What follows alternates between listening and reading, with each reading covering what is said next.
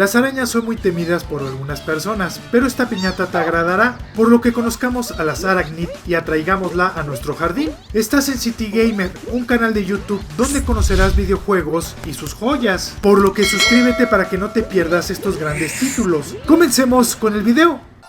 Hay especies que son depredadores de ciertas piñatas, pero su tamaño va en función de lo que depredaran, por lo que las piñatas insectos, que son las más pequeñas, solo cazarán algunas de un tamaño similar o menor. Y todos sabemos que un depredador muy aguerrido para los insectos son las arañas. No son insectos, pero sí pequeñas y letales. Esas son las Arácnid, la piñata araña, que tiene 8 patas. Gracias Rare por corregir esos errores pasados. Son de color verde con un contorno morado en los ojos, terrestres y diurnas, por lo que su actividad será en el momento del día. Aparte, en el juego Viva Piñata Trouble in the Paradise tiene una condición única en algunas piñatas, ya que el Dr. Pester bloquea su camino para que no podamos tenerlas y requeriremos de ayudarlas con un paso extra.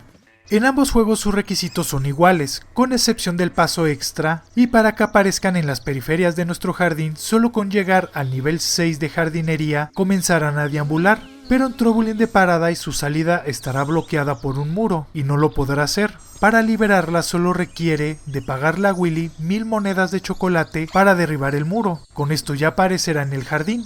Aunque existe otro lugar donde aparecerán y serán en el bioma desértico. Las podremos capturar con cualquier cebo, ya que son extremadamente comunes y las que vuelvan residentes de esta región en particular tendrán un color diferente.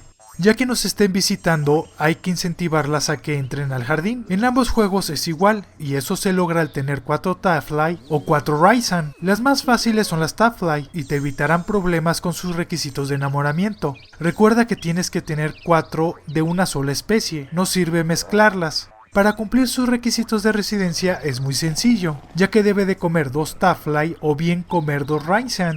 Esto lo hacen casi automático. El detalle es que tienen muy poca actividad cuando son silvestres y se van muy rápido del jardín, por lo que es común que coman una y se vaya, dejándote incompleto con los requisitos de visita, por lo que siempre ten 4 hasta que cubras este requisito. Lo bueno es que es igual en ambos juegos. Para cubrir sus requisitos de enamoramiento también es igual en los dos títulos y son sumamente sencillos. Para empezar tiene que comer 2 Buzzlegum, la piñata abeja, y haber construido su casa. Por el primer requisito yo te recomiendo mejor usar las Tafflight para los anteriores, ya que las hormigas se pelean constantemente con las abejas. Su casa tiene forma de caja encima de un pilar y con telarañas, la cual cuesta 825 monedas de chocolate y tarda unos 50 segundos en hacerse. Ya cubriendo todo pasaremos a su minijuego de enamoramiento, la cual nos muestra una telaraña con obstáculos inmóviles y dormidos. Es muy sencillo, pero las Arácnid se mueven un poco lento al empezar a avanzar. Su danza de romance es chistosa, ya que veremos arañas bailando ska con sus múltiples patas. Si eres cauteloso no tendrás problemas. Si las quieres vender, estas te darán la cantidad de 1500 monedas de chocolate. Puedes mezclar la venta con otras cosas y piñatas para capitalizarnos.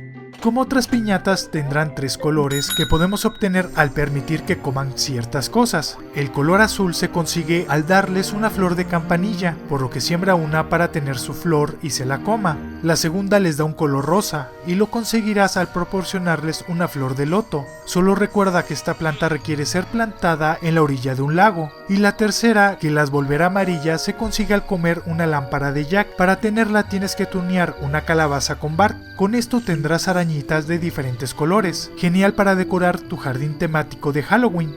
En el juego Trouble in the Paradise podrá aprender trucos. El primero se consigue al comer una Bispoti, que es una piñata catarina, nueva en esta entrega. Esto hará que se acueste patas arriba y comenzará a mover su opistosoma hacia arriba. Se ve gracioso si piensas que le echaste insecticida. Mientras que el segundo truco se produce al comer un chile. Esta comenzará a hacer malabares con sus patitas sacando telarañas que giran en un palo. También está divertido.